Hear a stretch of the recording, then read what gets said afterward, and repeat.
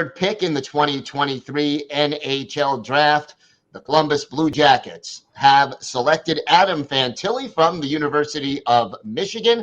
Gil Martin here alongside our prospects expert, Hadi Kalakeche, and we're joined now by Jay Forster of Locked On Blue Jackets to break down this selection in depth.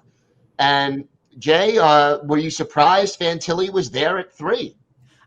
Genuinely flawed. Like, I've been trying to manifest this for a long time.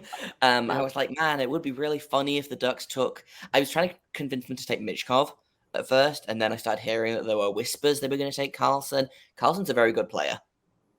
Carlson is not Adam Fantilli. I am over the moon with this pick. And why do you think? Why are you more happy with Fantilli than Carlson? I think he gives the team an edge that Carlson doesn't. I think he is built for playoffs.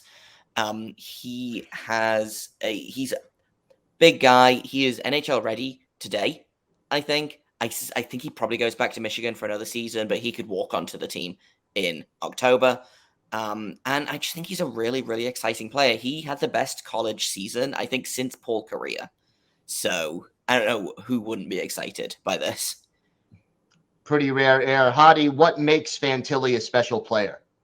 I mean, there's just so many elements of his game that are high-end or elite that it's just astounding to me that he was available at 3rd overall to start with. But just the fact that you can get a caliber player like this at 3rd overall in this draft just shows the level of quality of this in this round of selections. I mean, Fantilli can shoot, he can pass, he can stick handle, he can skate, he can forecheck, he can hit. I mean, name it, he can do it. Even defensively, he's pretty solid as well.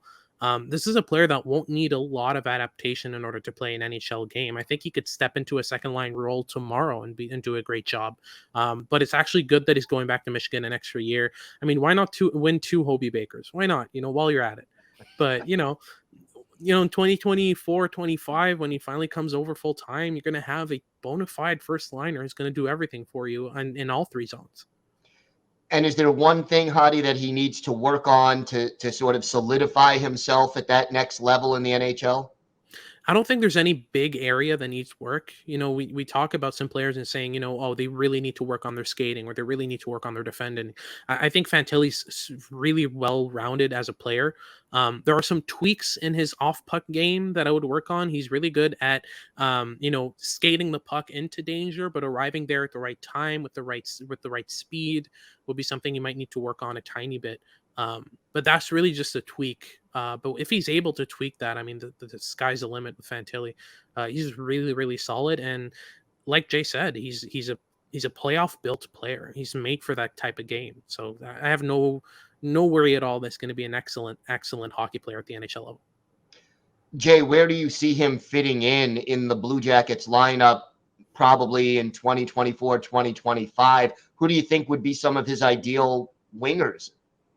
I mean, you've got to think, and Hadi and I have talked about this before, the concept of like a Patrick Laine, Adam Fantilli, Johnny Gaudreau, top line, just like makes me feel all warm and fuzzy inside. I think that is a line that is going to scare a lot of teams. And even if it like put Laine on the second line, it put a guy like maybe Kirill Marchenko, recreate some of the magic he had this season, Gaudreau and Marchenko with a guy like Fantilli in between, like, the Blue Jackets just got that franchise center that they haven't had maybe ever. In 23 years of existing, I don't know that they've had a player like Adam Fantilli to play in the middle. Yep. So what would be next for the Blue Jackets as far as rebuilding this team? They've added some defensemen so far this offseason. What's next in the rebuild? I think they need another middle six center, ideally someone that can play behind Fantilli in the future, maybe someone that can play that position. Obviously, if he goes back to Michigan next season, they're going to have to find someone that can kind of keep the spot warm for him, so to say. I imagine that they probably go out and find someone that either can play that first line center role that has a couple of years left on their deal, or go and pick up some middle six center from somewhere. But honestly, right now, the Blue Jackets are looking pretty good in terms of how their rebuild is going, I think. All right, so pleased with the rebuild in Columbus. For more on this selection and all of the Blue Jackets' other moves around the draft and free agency, tune in to Locked On Blue Jackets for free on your favorite podcast app and on YouTube. It's part of the Locked On Podcast Network, your team every day.